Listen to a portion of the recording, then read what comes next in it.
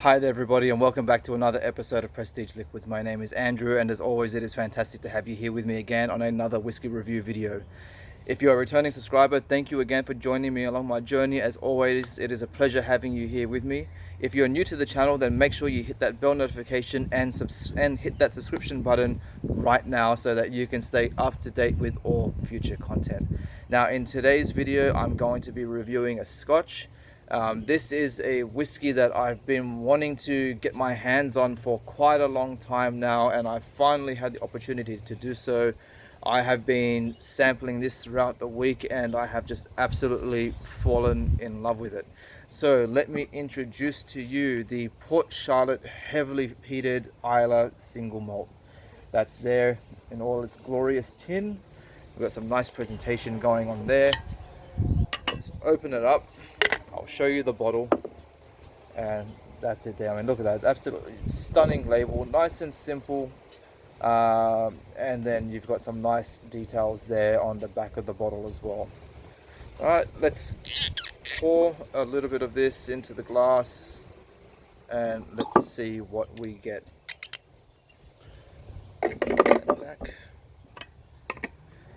Okay, so let's start getting into this. So some information that I was able to pull from the Bruichladdich website. Oh, I better hold this down. It's getting pretty windy. Yeah, so some great information that I was able to get from the Bruichladdich website. I've got these notes for you right here. So as I mentioned, this is an Islay single malt. For those of you who aren't aware, Islay is an island off the coast of Scotland. It has, I'll say this particular location has pretty much created so many of the cult classic whiskies that we all love. So think of names like Laphroaig, Ardbeg, Lagavulin, Cowilla, and as I briefly mentioned before, the distillery where this has been distilled at, the Bruichladdich distillery as well. So as I mentioned, this is the heavily peated Islay single malt Scotch whiskey. It has a phenol level of 40 parts per million, aged 10 years, 50% ABV. It uses 100% Scottish barley from the Inverness Shire region. And one thing that I like as well about the information that they had on the website was they're also showing, I guess in percentage form, the amount of time that it has spent in the casks as it was aging. So you've got 65% first fill American whiskey casks, 10% second fill American whiskey casks, and then 25% second fill French wine casks. They use Islay spring water. This is non-chill filtered and natural color. So they've pretty much made a whiskey that, say, just whiskey nerds just love. They've got all those factors that we all love to see: natural presentation and transparency, information that's readily available for anybody to be able to get their hands on. So kudos to the team at Bruichladdich for just being so honest and open and just creating a whiskey for not only yourselves but for the fans. So let's get on with the review and let's see what we get. I mean, first of all, I mean, that color is stunning. You've got like a nice golden yellow color. It's almost like a light honey. Absolutely stunning. Already in the glass as well, you can see it is quite, or at least I can see anyway, it is quite oily. It's sticking to the glass really well. You've got these slow legs that are just pouring down the glass. I'll say it's just absolutely beautiful to look at. So alright, let's get on with the nose and let's see what we get. So that is stunning. Straight away, it has that coastal influence that we love from a typical Islay style Scotch.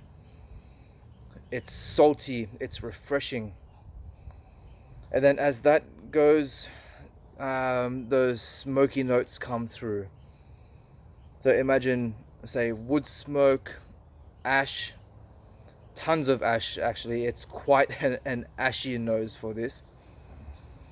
And the other note that I'm pulling as well is wet charcoal. So just imagine like you've had a barbecue going and you've sprayed water on the coals to extinguish them, and you get that steamy charcoal, wet charcoal smell. That's what I'm getting from this. It's got a nice balance of oak that comes through. It's not too heavy, but it just has that right amount of impact that just blends itself well into the rest of the flavors coming out. I'm getting lots of vanilla, caramel, apples, pears, citrus. So by citrus, not necessarily like a specific like lemon or lime, but kind of like a combination of like multiple different types of citrus, especially like when you get the like a bit of like citrus juice on your hand, and like you rub it in and you just get that nice like floral citrusy note coming out, which again moves on to the next note. And surprisingly, it is quite floral. It just has a nice gentle floral elegance that that just wraps up all those notes quite well. I mean, a lot of us have tried peated whiskies before, and with this one being, say, like a heavily peated whiskey, you would have this idea that that's all you're going to get, that you're going to be smacked with just like a total peat bomb and nothing else. But there is just but that's not the case with this. There's just so much more that that comes along. It's like all those peaty elements are there, but it's not there to be the main focus, at least on the nose so far. The peat is there, but it plays around and it just gets along really well with the rest of the notes that are coming through. I'm also getting touches of honey. It's quite sweet. There's a lot of like honey sweetness coming through on this as well. But I think I better leave it there, because I think you can just spend all day with your nose in the glass, and then all you're going to do is have a review of nosing notes. So let's move on to the palate and let's see what we get.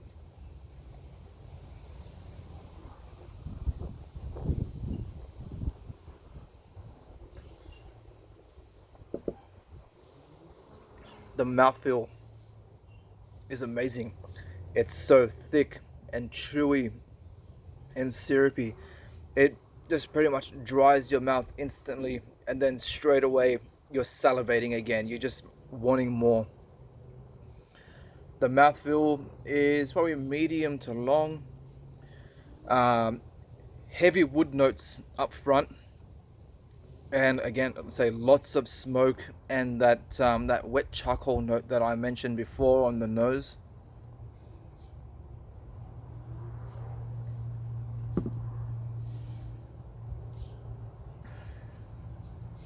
I'm loving that oak influence. It's sweet. It has those beautiful vanilla caramel characteristics coming through as well from the I guess from the American whiskey casks. It's quite nutty as well, so I'm getting things like cashews, macadamia, almonds, and then all those floral notes just come through again. So again, just imagine you're walking through a nice sweet scented flower garden, and then the orchard fruits just start coming in as well. So now I'm just getting a whole mouthful of apples and pears, and then again it just constantly changes again, and now I think I'm starting to get cereal grain. Yeah, so that it's got a beautiful barley influence, kind of corny as well, so I'm getting a nice like a nice sweet corn.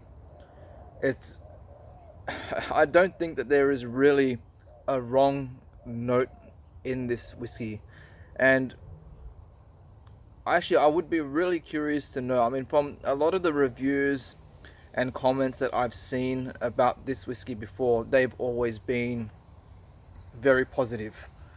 Now, I would actually like to hear from you, say from some of you who may not have enjoyed this whiskey. If you haven't liked it, what is it that you didn't like about it? I am really curious to know, like, what kind of notes that you didn't agree with, or what was it that you may have gotten that could have been extremely off-putting. Because I can understand, I guess, the perspective of a lot of other Islay whiskies, especially something like Lafroig, where they're constantly getting compared to things like wet band-aids or the Simpsons tire fire and things like that. But those are not the types of notes that I'm getting from this. Just moving along as well, at the back end of the palate, there's just this nice coastal saltiness that's coming through, and then just finishing everything off completely well. Moving along to the finish, again, this is something that I've never really gotten on a finish for a whiskey before. It's quite thick. It's sweet, vanilla cream, caramel, and then it is, again, that smoke.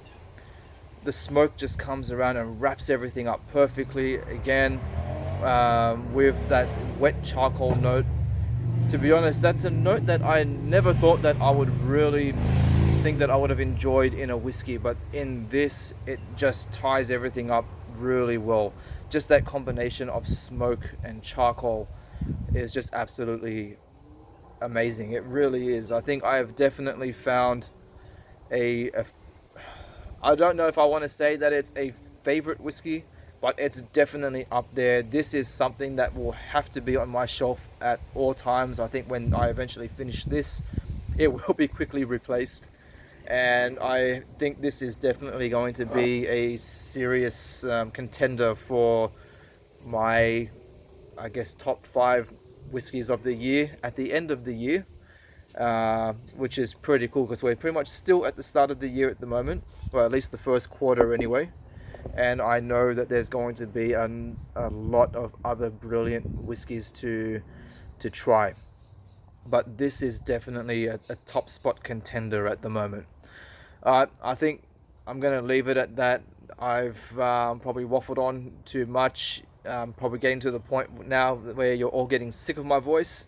I'm going to leave it at that. I'm going to start uploading this video, enjoying the rest of this dram, and that's it.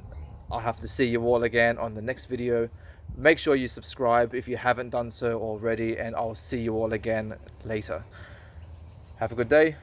KIPPIS.